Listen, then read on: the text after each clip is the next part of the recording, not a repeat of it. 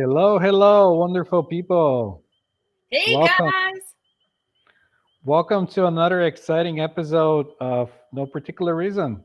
And we're coming to you live every Friday at 1 o'clock p.m. Central, 2 p.m. Eastern, and 11 o'clock Pacific time.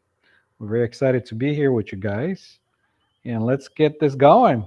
Let's get the party started! Yeah. So what's going on, Kier? What's new with you? Whew, what's new with me? Well, I just had a 2 hour lunch and with an amazing person, so that's cool. I always love that. It's sunny here in the East Coast. I'll take that. What about you? It's kind of the same here in Chicago. We have some sunny weather outside, although it's kind of cold and windy, but that's what you get for living in the windy city. And just so we introduce ourselves, you probably already know about us because we're up to episode 7 now. Yes, I am Yanko and I'm a hypnotist, and this is Kerri. She's a mental recovery coach. And what else, Kerri? I am a mental health and recovery coach and speaker. I really help support people to overcome limiting beliefs, habits, and behaviors so that they can live a fully expressed life. That's right. What is, Wonderful. I'm curious, what does fully expressed mean to you, Yanko?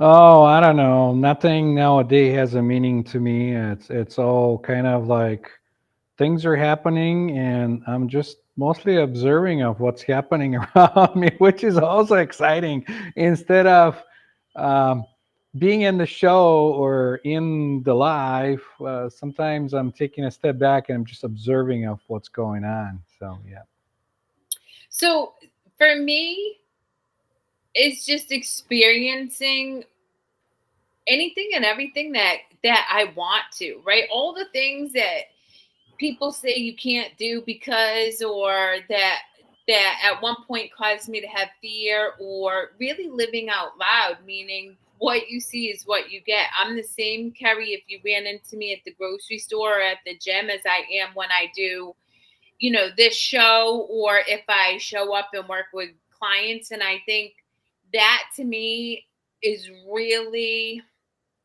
what I hope my clients and anybody who is able to hear you and I talk or work with you or myself or anybody who's doing similar work, that you get to experience life really on your own terms outside of showing up as the as somebody you think you have to be accepted by another person. yeah, this whole acceptance thing. It's I don't know. There's people out there still thinking that they have to be a certain way to be accepted by others and to be loved by others or um, anything. But Yeah. it's kind of like what you put out there, it's what you get back, and you're in control of your life. Life, it's happening for you, not the other way around. You're totally in control. There is no such thing as like coincidence or oh this just happened because you put up the work, you do whatever you want to do, and then you reap the benefits out of it. Mm. Yeah. So something that has come up several times this week in interactions with my clients and just people in general, pervasive guilt. And so I think that today it would be at least beneficial for us to talk about our own experiences with guilt prior to doing the work, right? Because I can't imagine you're going to sit here and tell me you never felt guilty. And then um, what we both come to understand around guilt and how really detrimental it is to living a fully expressed life, because guilt is so pervasive within this world, and I truly believe that alongside of apathy, it is the most harmful emotion that a person can exist in. Right. Yeah, guilt it's one of the big like guilt, anger, shame, those are some of the big emotions that play in our lives. And and depends on how we like work with them. That's how, or decide to let them affect our lives or not affect our lives. Because in my experience, emotions are just happening like anything else that just happens in the world. Like the sun is just shining, emotions come and go, and we decide to either express that emotion or not express it in the way that we feel like we should be expressing it, if that makes any sense. Well, so again, that's your current experience, but have you ever dealt with pervasive guilt or felt your decisions or how you showed up in previous times in your life were a reflection on guilt that you experienced? Oh yeah, 100%. I'm a human being like anybody else, and I still get those programs to come and play in my life. I'll get people that um, were or still are into the mindset of guilt to get their way or to manipulate you based on guilt. So once that comes up, I recognize it and I work through it and I say, okay, this is not really what's happening.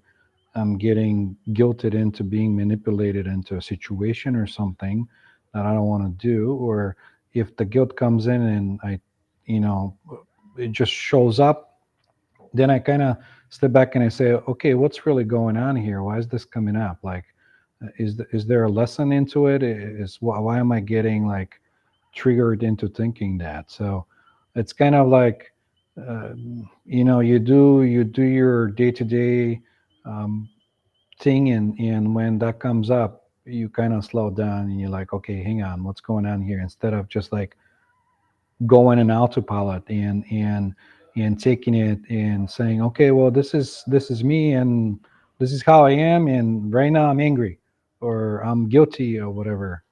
How is that for you? Well, I mean, okay, so for the audience, one, Yanko and I are huge believers of engaging in good conversation. So if there's any specific questions you have about being hypnotized, about addiction, about mental health topics, please feel free to reach out, leave a comment, or ask to join because we're happy to have you on the show for sure. And when I think about guilt, um, again, my awareness around guilt today is very different than even what it was a year ago and prior. But I think that guilt is probably the most pervasive emotion that people exist in. And I think in part because we have shame stories, we have these stories that we're afraid to share that, we experienced at some time in our life. And because of that, we then judge ourselves, we condemn ourselves, we sit in guilt. And because we're so afraid to share them, it kind of exacerbates the shame, it exacerbates the guilt, and we go on creating these stories about us not being worthy, not being good enough, not being lovable because of those shame stories.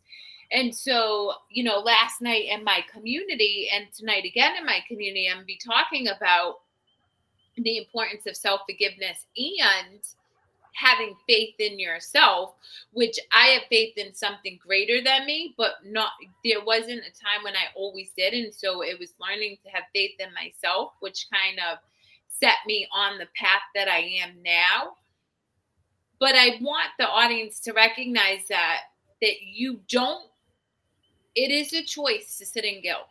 It's not an easy um road out of guilt because we haven't been taught to not take on feelings of guilt or sit in that, but it is a choice. And when you start to give yourself permission to let go of that guilt, you're able to make more conscious choices. You're going to be able to make more supportive choices in your life that are nurturing and beneficial to your overall well-being rather than keeping you feeling stuck in, situations, areas in your life that really feel very hard and very unchangeable, so to speak.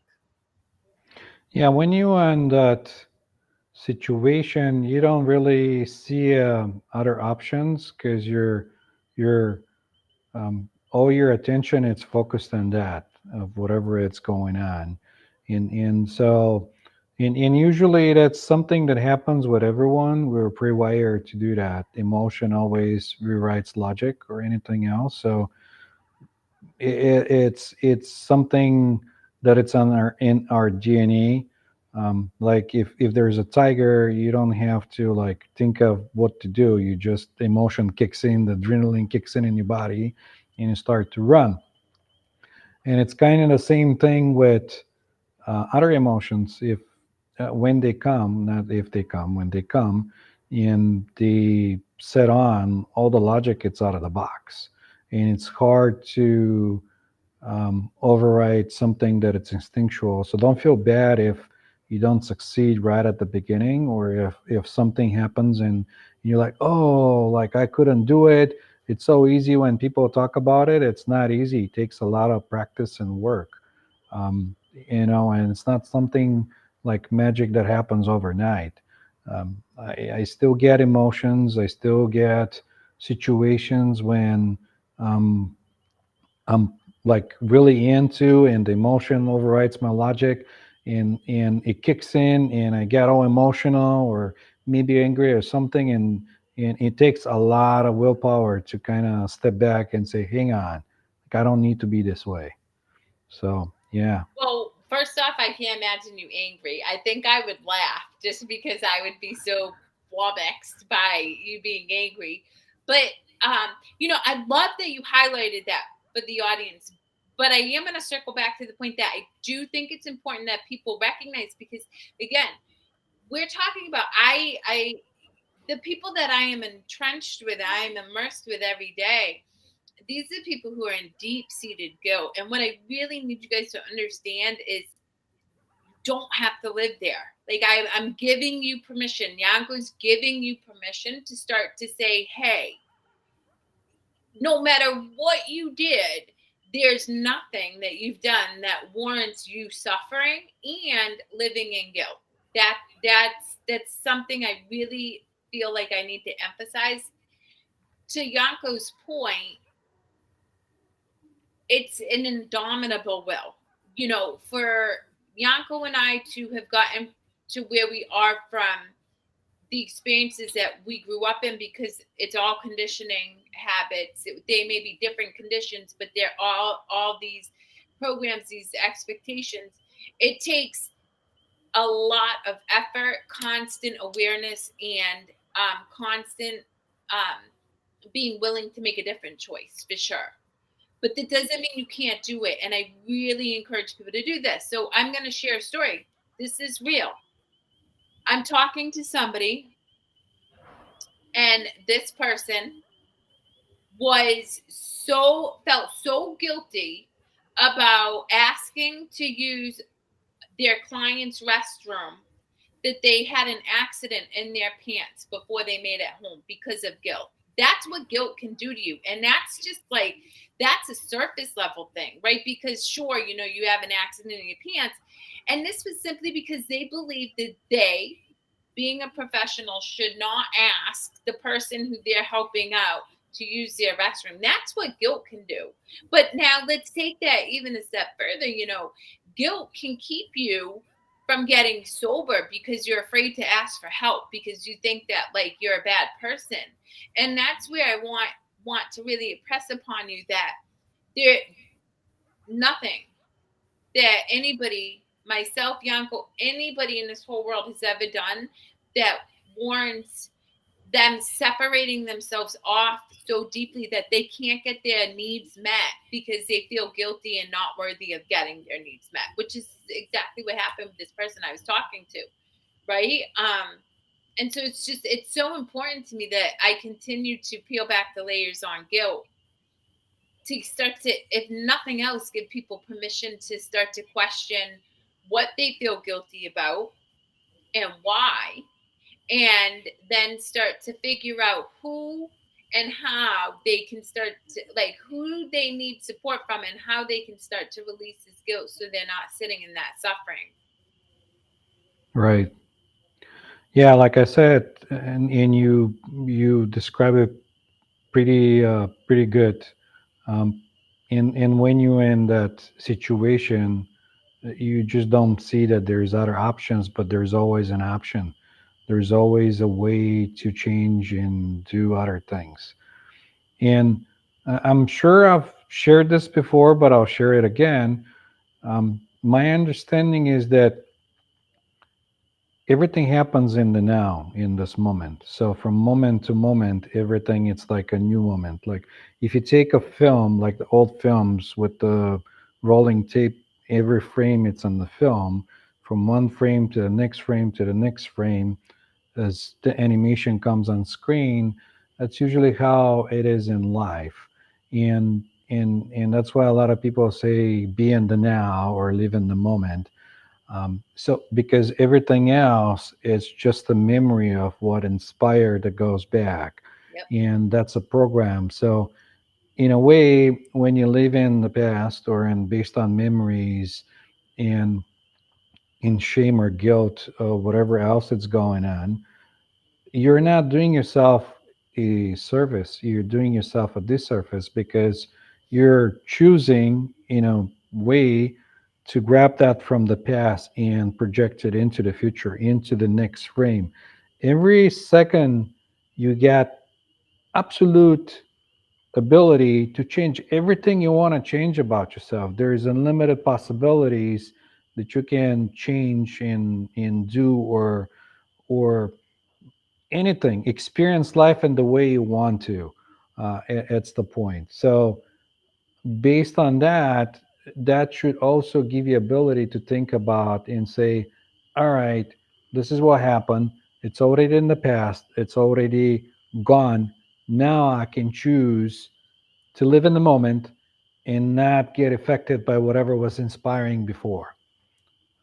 Yes. But I mean, that alone takes incredible will and effort. Like the reality is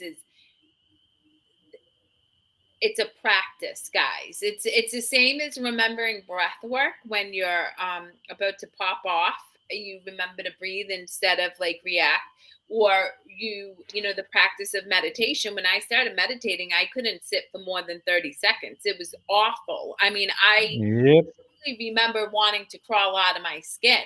And had it not been for the fact that I am incredibly willful, like I have this, if I put my mind to something, it Right. can't not happen because I will not make it happen. I don't know that I would have made it through. So it does take effort, but you know, while I want all of the people watching who work with Yanko, who work with me, who work with anybody who's helping them really create a life that feels good for them, right? And that's the important thing. It doesn't have to make sense for anybody else. It just has to feel good for you. And I'm going to give you a really good example. My boyfriend yesterday, he comes home super excited. He has a new cosplay costume to put on, right? And he put it on. And I mean, this makes him happy. I, for the life of me, have no idea. I mean, I love to see him happy, so obviously it makes me happy to see him happy. But I don't know why that makes him happy, but it does, and he's not afraid to do what makes him happy.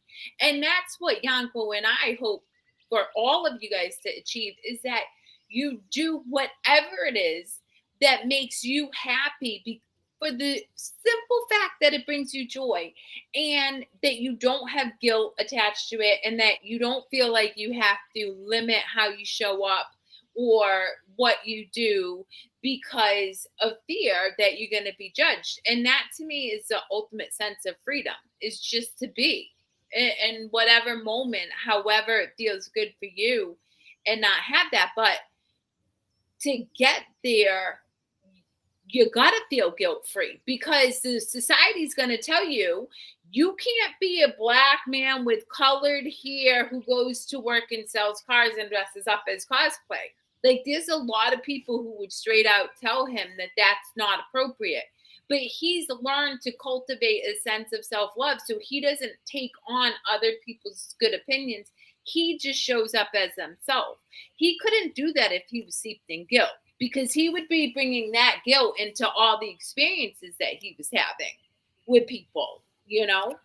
Yeah, and that usually happens with people because you being conditioned through whatever stage you're in your life. If you're 40 years old or if you're like 20 or 30 years old, you've lived your life this way for so long and you've been conditioned to do things certain ways. So uh, getting to write new paths and to change, it's hard. It's like putting a new path in the woods, or you're just chopping down trees and other things to make your way on the other side. That's usually how it is, because you already established those patterns in your lifestyle and in your mind. It's conditioned to save you energy and to get you from point A to point B the fastest, easier way to get there.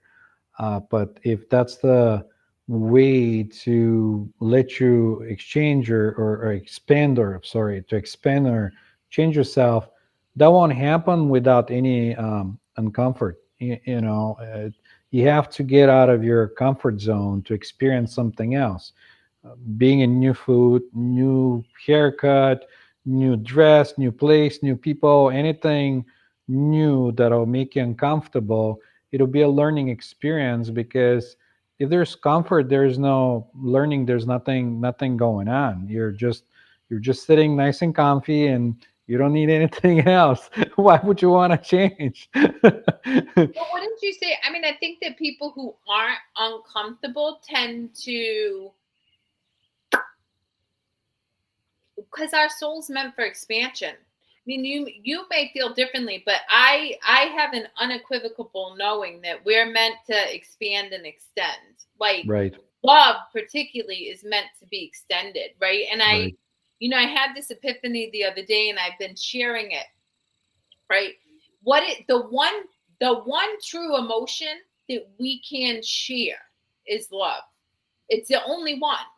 You right, can't really share fear, and I'm going to explain why. Because love transcends everything. It is a universal thought. It is a universal knowing. Everybody knows it. If I say cultivate love by thinking of like your fluffy dog or your kid or whatever, you're going to experience the same energetic, like, that I'm going to. However, what keeps us in fear is so um individualized, meaning my fear thoughts are not your fear thoughts, are not this person's fear thoughts.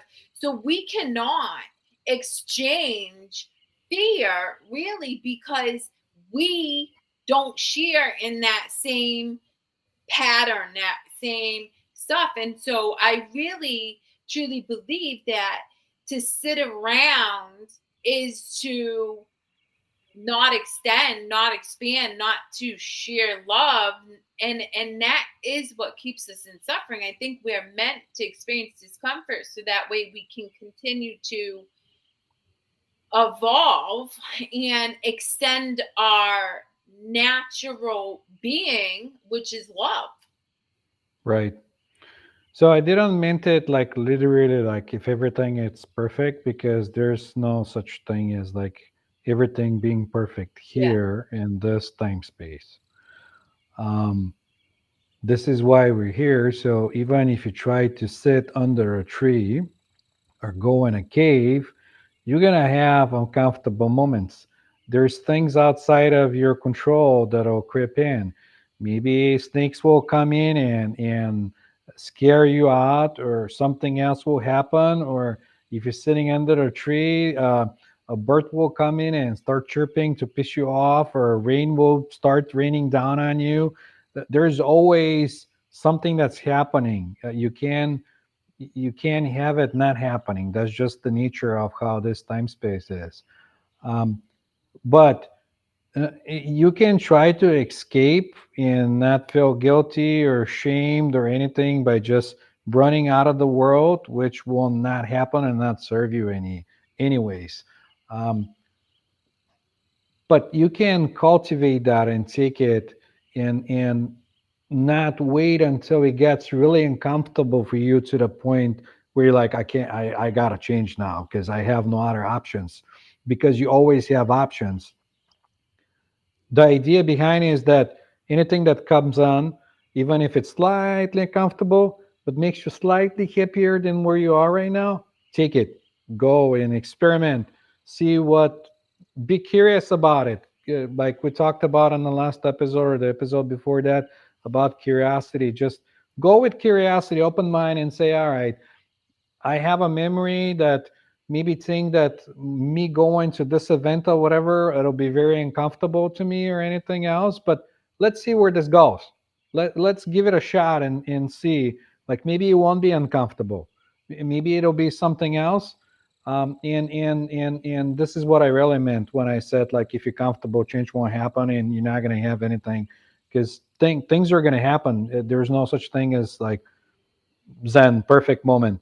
I mean, yeah, like you said, when you start to meditate in the beginning, everything it's uncomfortable, you can't sit, maybe your feet don't feel good, maybe the pillow is there, maybe a neighbor it's mowing the grass, something else is coming, it's not comfortable. And when you start getting comfortable and you start getting into a deep trances of meditating and just kind of connecting with yourself and just being happy all over, um, you're gonna go up and you're gonna be like in bliss, it's gonna be wonderful, but that'll end and you're gonna have to come down. Even that won't be permanent Yeah. for the time being, unless you keep like getting to the next step and the next step and the next step and so on, because things will pop up. Well, you know, I think guilt keeps people stuck, though. I think guilt limits people's ability to give themselves permission to be curious, right? I mean, Yeah, I just think about God.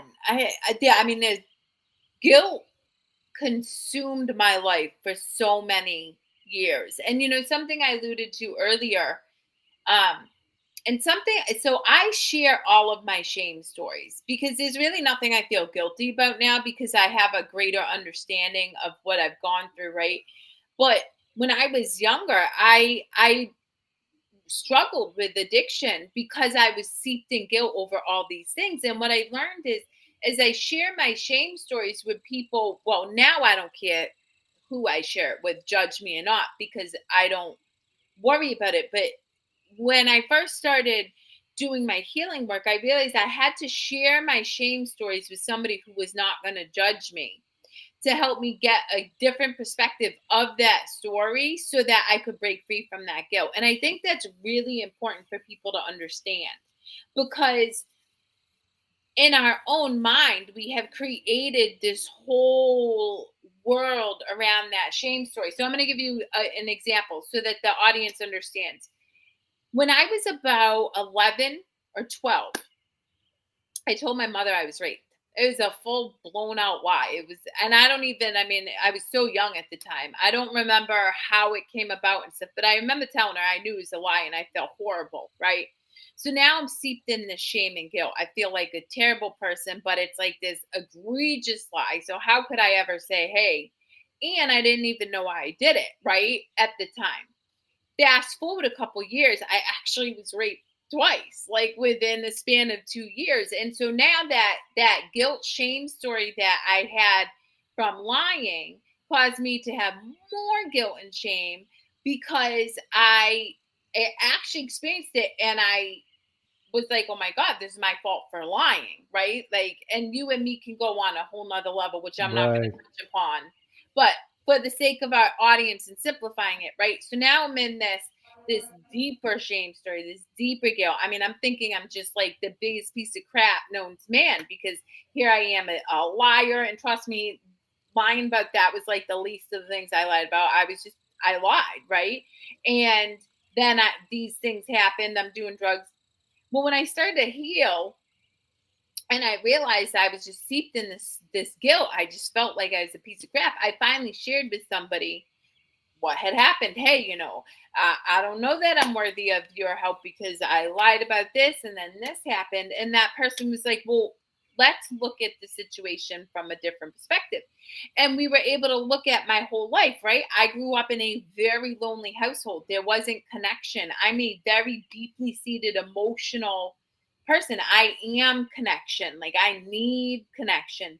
And there wasn't that. And so, and I needed attention at the time. So, this isolation and stuff caused me to seek attention in a negative way, because guess what? You say that to your mother at 12, it doesn't matter where she's at, she's going to respond. That's attention. And then, of course, the person was able to say, you're not a bad person. You were just operating from a need without knowing how to express that need. And this is what you did. And then, of course, subsequently, we went through the whole thing, right?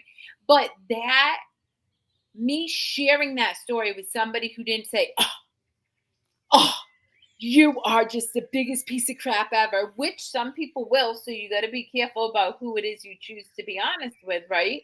Um, but if you start to be brave, if you find that person you feel like you can be safe with from a discerning place, and I know we talked about discernment last week, then you can start to get help understanding, some of the why behind the choices you made when you weren't even the person you are now. And it starts to give you permission to break free from that guilt. And I think, again, I'm always going to revisit this because I do work. I mean, the entire population I work with is steeped in guilt. But then if you look at the world as a whole, Yanko, I would say 90% of the world operates from a place of fear and guilt. And it's something, having freed myself from it, mostly because, like you, I am still human and I have an ego, and it likes to rear its ugly head sometimes. But for the most part, I can show up as myself in any experience, with all of my experience as a human, and not sit in guilt. But it wasn't until I started to share my shame stories that I was able to do that. Yeah, and I'm so glad you shared that with me and with the audience, because we're talking about it in as one that went through experiences like that. You actually have a story to share about it, and um, don't have similar stories because everyone lives different lives. Everyone sees the reality differently, and everyone is their own judge. And I didn't knew that before, and now I'm more into it, because like nobody cares how I look but myself. Mm. Nobody cares how I feel but myself. um, I don't need to go and get reflection from somebody to tell me how to feel so that I feel this way. I can give myself the permission and say, hey, I don't want to feel this way, I can feel this way instead. um, and it's I'm glad you shared that story, because it tells our audience what it is feel like to go through this whole process of like feeling all those feelings. Yeah, So and you do get to let it go. And to your point, and I think it is very important to highlight. So thank you for mentioning it. Ultimately, it's our choice. It's right, can I look at myself in the mirror and be like, I'm good, right? yeah, I can now, but I don't know that I would have gotten here had I not at some point been vulnerable with somebody else who could see my worth when I couldn't, because I didn't have worth. You know what I mean? yeah, So yes, my ultimate hope is that, and again, this actually goes back to what Yanko and I always, you know, impress upon and hope for people who work with us, who work with other people, who just do the work, whatever that looks like, is that you experience life really, free from suffering. And what that means is you you you're happy with yourself. It's irrelevant of what anybody else thinks. Your kids, your spouse, your family, society, your boss. That's our ultimate goal. But I could not be where I am today had I not gone through those steps. And one of those steps was a definitely sharing those stories with somebody who could be kind to me because I didn't know how to be kind to myself at the time. Yeah, and to your point, everything it's a learning experience, and um, I used to judge a lot of people when I talk to them, and sometimes I catch myself doing that. But that in reality, it's disservice to the person because I don't live their life. I don't know how they feel inside. I don't know what's going on in this moment. I don't. It could be like totally different things that are going on, and so for me to go and say, "Well, you're such a bad person," and this and that because that happened to you, because I don't know the bigger picture. I just don't know. It's like, can somebody come in and say, this is who you are and this and that and this and that because I know? And it's like, no, you don't. Like, you don't live my life. You don't know how I go from day to day. You don't know what I'm thinking, you don't know what I'm feeling, and all those other things.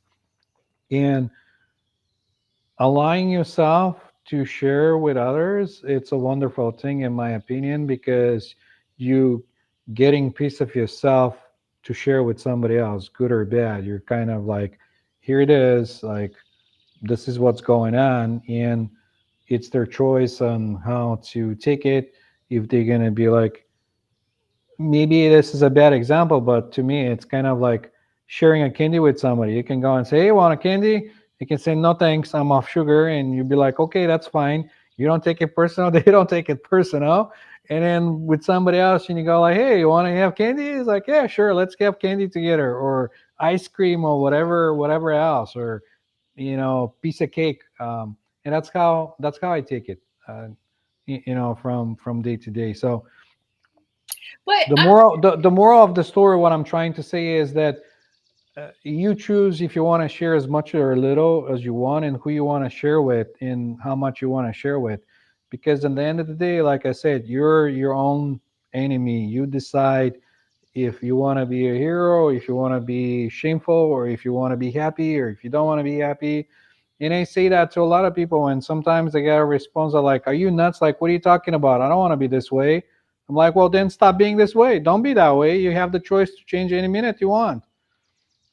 Yep. yes, but again, so and I think this goes back to I totally agree with you, right?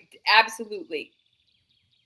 But the and maybe because I don't know, we have different experiences. Was there ever a point in your life where you were unable to be kind to yourself? Like you didn't have a sense of value for Oh, yourself? oh yeah, very many times, very many times. And here's the thing, I I next month I'm gonna turn 45, and until I You're hit amazing. 40, yeah, until I turned 40, I was almost an autopilot in the entire life. Everything was just happening. I thought things were happening to me because of other people's faults and other things. I never took responsibility in my life for a lot of things.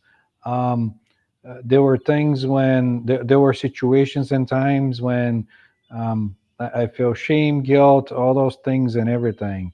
And and I don't know how to explain it. It was just a time, and I don't know if I shared that with other people, but just about when I was close to 40, I had a near-death experience, which changed everything. It changed my entire perspective to life. If it wasn't for that, I wasn't gonna change, because that was the moment that took me out of my comfort zone almost.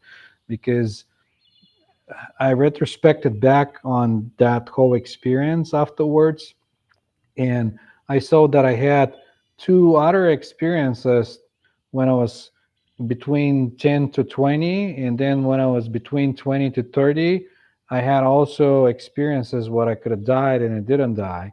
But I don't know if they weren't severe enough to knock me off the way I was thinking, or comfort zone, or make me change or anything. Like I said, some people need this like rock bottom to get to like say, okay, this is not how I want it to be.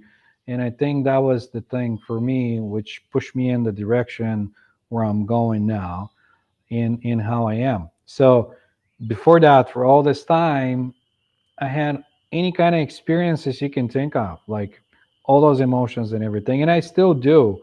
But just when they come in, I have more sense of control now that I'm not my emotions and I'm not my thoughts, because I'm not. They're just things that are happening, and I choose to either express them, take him as me, or do whatever I want to, or just go in like the automatic mode control that I was going into before.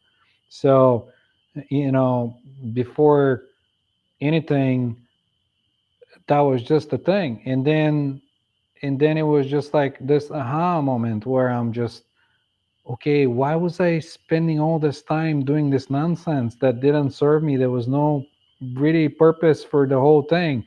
All those years I was just like, nobody could have come in and says, you can be different now, you can do something else. But why did I have to wait until this happens to realize or have that aha moment? But I guess everyone has a point in their life when they turn around and change, because for one reason or another they don't like the situations they are in.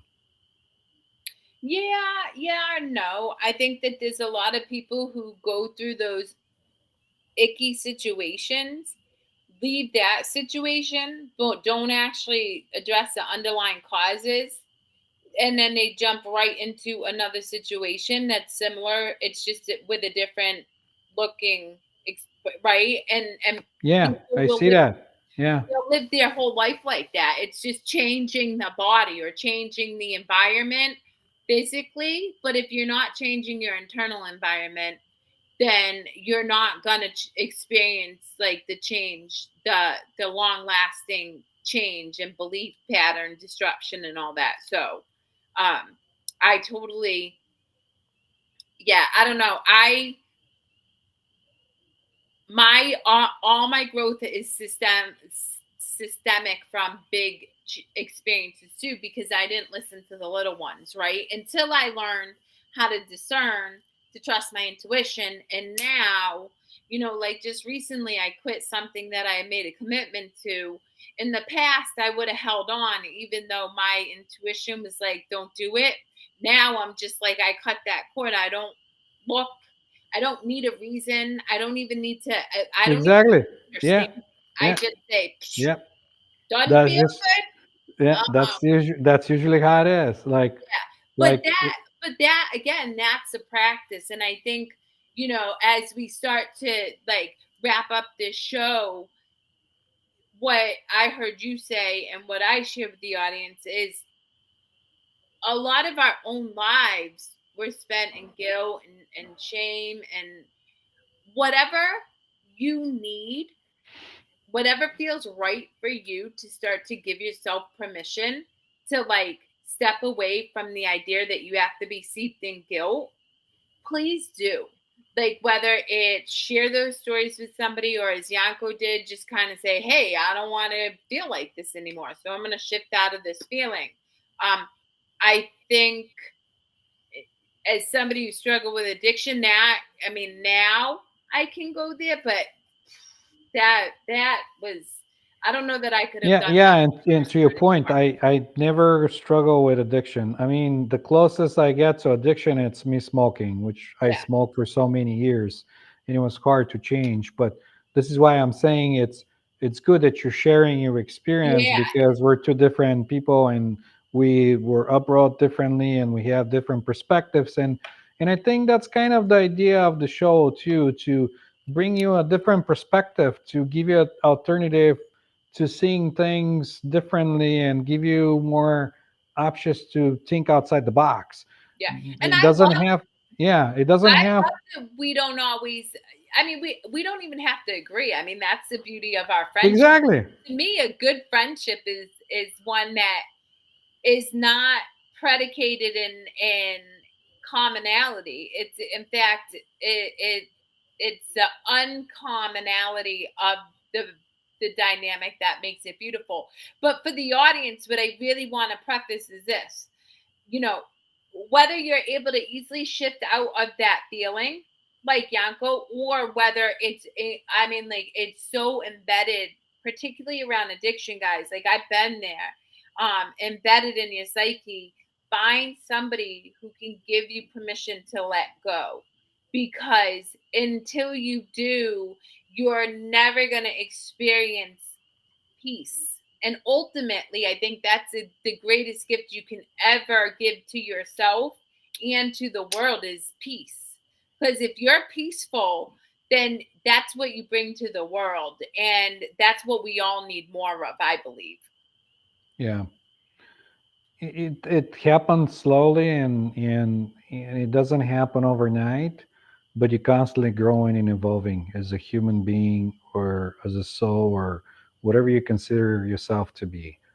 Um, but yeah, and this is why I love our show. Well, and to your point, where cultivating your mind is like cultivating a body, right? Right now, Yanko knows, like, I'm working very hard, people, on having a juicy booty. Like that's my vision. When I'm 45, I'm be like, damn, I look better than I did when I was 21. But I don't see the results right away. Every day I put in the work. It's arduous, working quads, working hamstrings. Like, oh my God. It's some of my least favorite work. But I know that 2 years from now, the work that I'm doing today will give me the benefits I'm looking for. That's the same as working on yourself and healing, breaking free from guilt. Yeah, you may be seeped in guilt, but if you give yourself permission to let go of just one small thing, it could literally be, right? I know people who beat themselves up for a day about cutting off another car, right? What if you just say, hey, not going to beat myself up about cutting off that card today. And just that, 2 years from now, those small moments of giving yourself permission to let go will have massive effects on how it is you experience the world and how you show up in the world. And so that's all I and Yanko ever encourage you guys to do is tiny, tiny changes. It does take effort. You will not see the results right away. And to Yanko's point, he started just before 40. I mean, he's going to be 45, right? I've been doing this work since I was 14. I'm going to be 44 next month. We're both May babies, by the way. Oh, wonderful! I didn't know that about you. That's what I'm saying. That's why it's like, wait a minute. Anyway, we'll talk offline. But for all of you who are interested, you can find me at kerrylewis.coach. That goes across my website and all social media channels except for YouTube, which is Kerri Lewis Coaching. I might change that. And really just reach out. I love great conversation. My phone number's on the website. So please feel free. Yanko, where do people find you? Yeah, you can find me at www.hypnoyan, which spells HYPNOYAN.com, which is kind of like taking hypnosis in Yanko and you're making a hypnoyan out of it. Any last words you want to leave the audience before we say peace and chicken grease? I had a thought, but it disappeared, and I'm sure it will come in the right time, and we'll share it again. But we're gonna bring in guests more and make this more interactive, more wonderful. So again, we invite you to reach out to us. Any questions, anything? Send us anything, good or bad. We're open to any criticism. Send us emails, voice, photos, whatever you want. Just say, hey, I had a question about that, or I want to know more about this, or what are you thinking? What you're not thinking? Um, Show up on our show. We'll love to discuss things with you. Any questions? And like Kerri said, we even have the ability with the power of the internet to bring you live with us and have you on camera or just have you as voice in a photo if you're camera shy, which will be okay too. Yep. So that's pretty much it. Thank you. Be kind to And yourselves. That's all I yes, have for you. It's just choose and kindness towards yourself. and that thought came back. Give yourself some grace. That's what I was gonna say. Yeah. Be kind to yourself and during the day, once maybe a day, start baby steps, give yourself some grace and Yep. see where that takes you. I love it. All right. Until next time, guys, be well. Thank you. Bye bye.